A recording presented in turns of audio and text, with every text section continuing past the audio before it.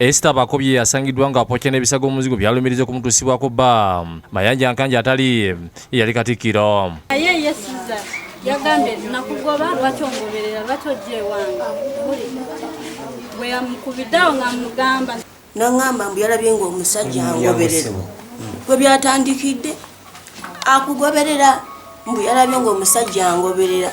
Bino ebadde mukazi wa Central Zone mu Kampala ng'omusisi waffe watuukire mu kifo kino ng'abakone ali kubiri era ng'omusaayi gukyali mu njo. Nempita siza nga tayitaba nempita oyo omuwala nemuyita maze omuyita n'ayitaba okuyitaba nemubuuza kiki mbu ndi mulwadde konza oli mulwadde kinenzigula okugulawo kwe kulaba ebyo nenziruka nange nempita oyo neiba wange naye bweziruka n'ayita landiroodi. Polisi okuva Kawempe ng'ekulemedwa mu nkolaganya polisi n'omuntu wa bulijjo Conrad Muzola etuuse n'esanga omukyalo ono ali mu mbeera mbi bw'atu n'atumya kabangali eya polisi.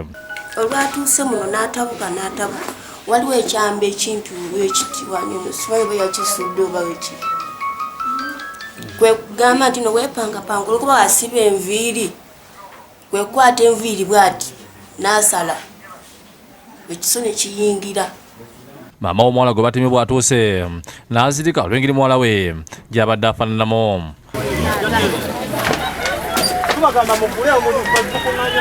Bakobye Esther ate bbaawo kuba amanya gakozesa mangi Mayanja Nkanji Nsubuga Nkanji maama we n'amanya amanya g'amatuufu. Nenga information tusanze ku ground nti omwami mutamivu so tugezako kwanguwa okulaba nti tulwashinga omu victim mu ddwaliro suula nti agenda kuba bulungi. Kitegerekisa oluvannyuma nti Bakobye afiidde mu ddwaliro Mulago gy'addusiddwa okufuna obujjanjabi. Godfrey Katongole yakusakidde eggulu eno lwa Bukedde TV.